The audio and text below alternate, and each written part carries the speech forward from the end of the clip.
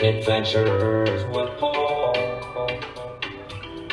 Hey yo, welcome back to Adventures with Paul. I'm Paul. I hope you guys are having a good week so far. I know it's crazy out there. Today, the agenda. We're gonna start with a little breakfast. It's gonna be a meal prep. A lot of people always ask, how am I so efficient? How do I have time to? Well, usually I don't have a lot of time, so I go ahead and I do meal prep. To maximize, I will meal prep either a lunch or a breakfast or whatever during the week. And it's a lot of grab and go. So you got to make sure that you're getting the right nutrition. So you're going to see that today. And then stay tuned for the adventure. We're going to go to RFK Stadium before they tear it down. They're supposed to bring down the house in 2021, I believe. So we're going to get there before that happens. All right. So without further ado, let me grab this football so I can get ready to go to RFK. Woo! All right. And let's. Ooh, I almost forgot. Go.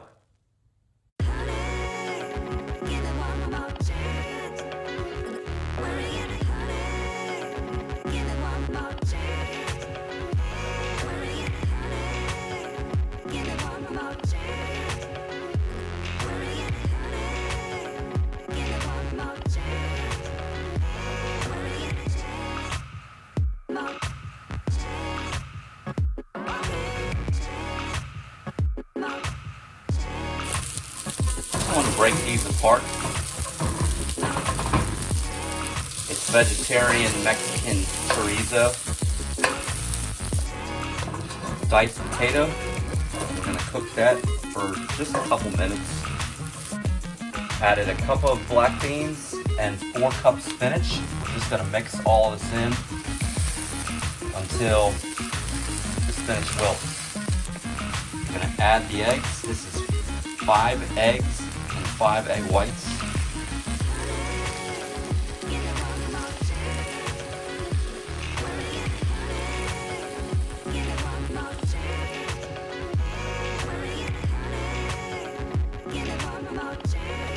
Sprinkle it with 1 cup. I'm using sharp cheddar. You can use whatever you want. This is gonna go in the oven, set at 375 for about 15 minutes or so. Really, you just need to watch it. Just took it out. It was in the oven 15 minutes.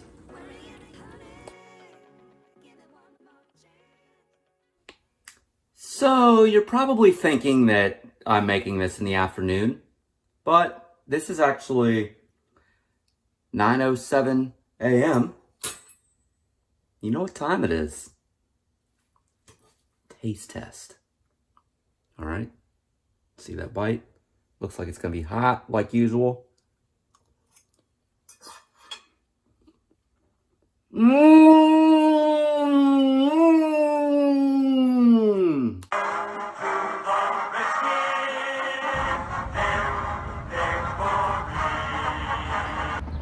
Standing outside of Gate B at RFK Stadium, which opened in 1961 as home to the Washington Redskins. It was closed in 1997, I believe, and the Redskins moved, and then a couple other teams have moved in and out over the years. So we're gonna check this out today. As you can see, I'm showing my allegiance to both the Washington Nationals and Dallas Cowboys. Without RFK, you wouldn't really have the rivalry between the Cowboys and the Redskins. Games that weren't in Dallas were played here, so there was a lot of rich history. This is where Darryl Green ran down Tony Dorsett his rookie year.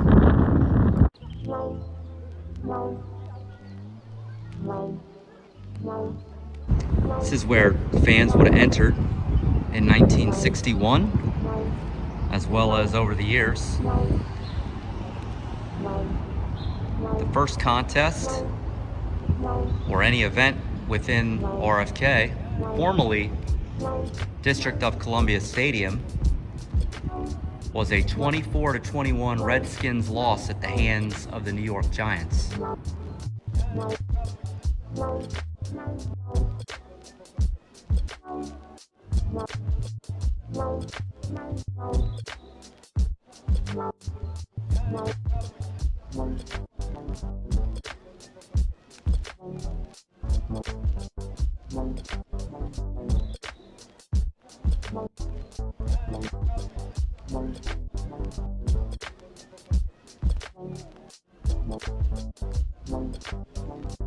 DC United, the last team to call RFK home prior to moving to Audi Stadium.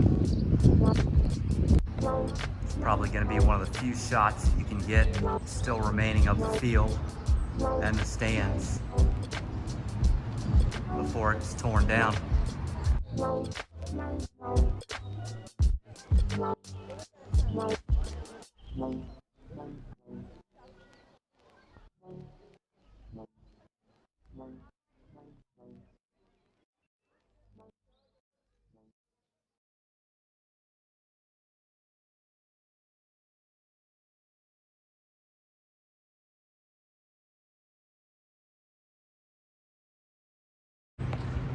RFK has a rich history.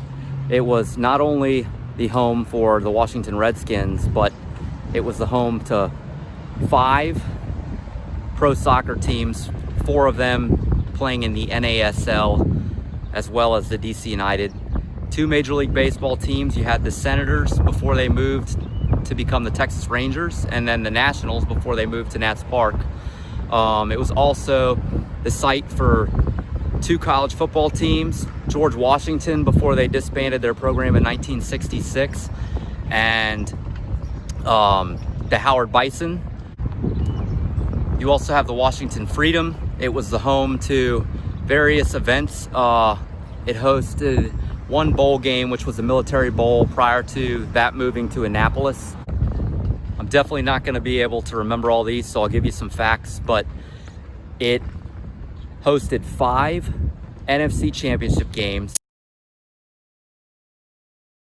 2 MLB All-Star games, a men's and a women's World Cup game. The men's game would have been in '94. It hosted the first round of the 1996 soccer in the U.S. Olympics, a Le Mans, countless concerts. HF Festival was here through the 90s and into the early 2000s. This song is off my new album. It's dedicated to my mother.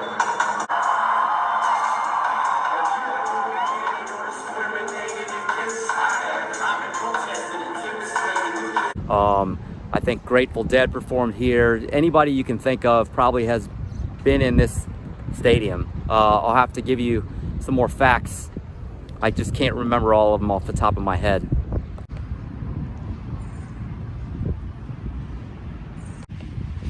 I wonder what they're gonna do with all of these plaques and stuff that they have when they finally take it down. It was a publicly owned building from, I believe, 1961 until 1986 or 87. It was owned by the federal government. It had a seating capacity of about 43 to 45,000 for baseball games,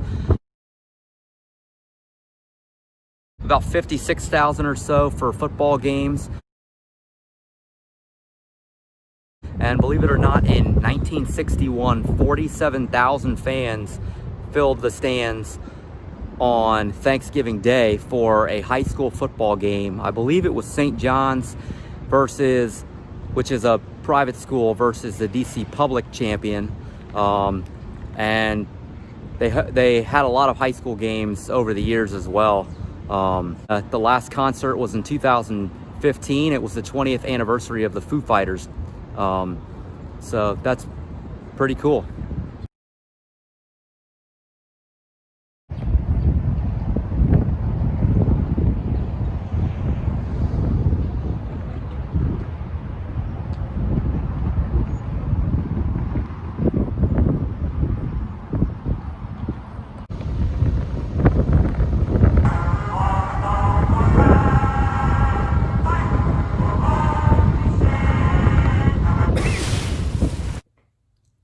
Hey guys, welcome back. RFK, pretty cool stadium. One of those traditional 60s, 70s venues where they tried to get multiple sports into one arena, and it worked for a long time until Camden Yards came around. And I know that the DC sports teams don't play at Camden Yards, but a little more information for you. Camden Yards revolutionized the sports industry as we know it today, in that we have fun zones and making it more of an event and not just surrounded around the baseball game or the football game or whatever it is. If you liked this video, smash that like button. Drop a comment. Give me maybe your favorite memory that you had at RFK. Subscribe to the channel. That way you're up to date with my most recent videos. And keep it positive, guys. We need to start bringing people up instead of pulling them down. Catch you on the flip side.